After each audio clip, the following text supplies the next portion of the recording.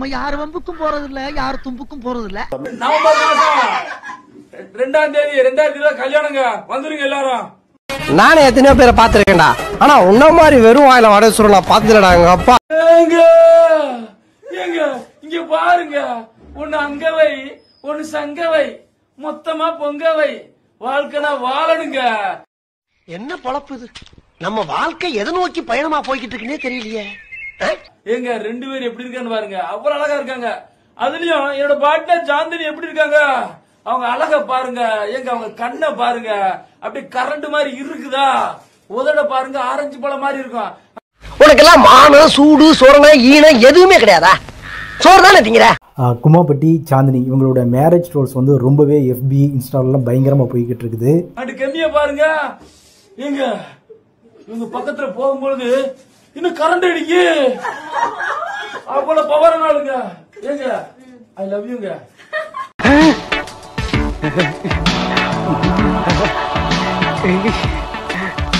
நாளி வேத பாசக்காரி, ஆள கொல்லும் பாசக்காரி, என் உடம்பு நெஞ்சு கிளி.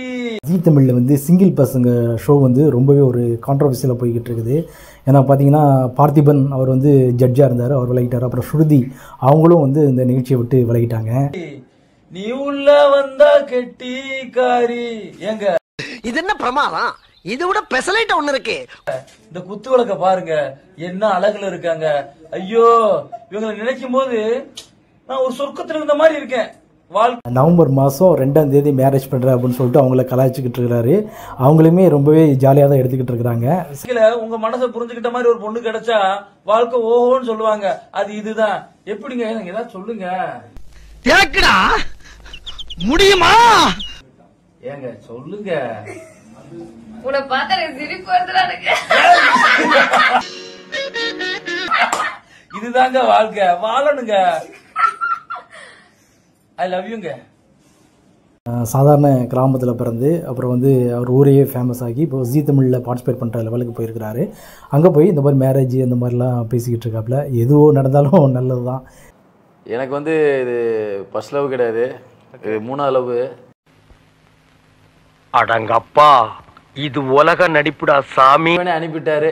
லவ்வே நாங்க தான் லவ்வே. என்ன ஜோக் காட்டுறீங்களா? இந்த மாதிரி சொல்லி சொல்லியே வந்து நம்ம 2 பேரும் நிஜமாவே கல்யாணம் பண்ணிக்கிறாங்கன்னு மக்கள் நினைக்கிறாங்க. தம்பி காமெடி வேண்டாம், நான் சொல்லிட்டேன். நானு காமெடி பண்ணாதேன்னு சொல்லிருக்கேன். நானு பொண்ணு நிக்குது, பொண்ணு நின்னா நீ ஆட்டமா ஆடுவியா? நீ குமாபட்டி அவர் உங்களை வந்து அவன் ஆளு கிடையாது, அறிவு இருந்தா அப்படி நம்மள போய் பேசுவானா? யாரு கூட கம்பேர் பண்ணிருந்தேன். இவருக்கு வந்து சரியான வயிற்றுச்சலுங்க. சரிங்களா நண்பர்களே, வீடியோ பிடிச்சிருக்கீங்க. வீடியோ பிடிச்சிருந்தா லைக் பண்ணுங்க, ஷேர் பண்ணுங்க, கமெண்ட் பண்ணுங்க. மற்றொரு வீடியோல நம்ம சந்திக்கலாம். பாய். ஆண்கள் மற்றும் பெண்களுக்கான சிறந்த ஆடைகள் பிக் பாஸ் கலெக்ஷன்.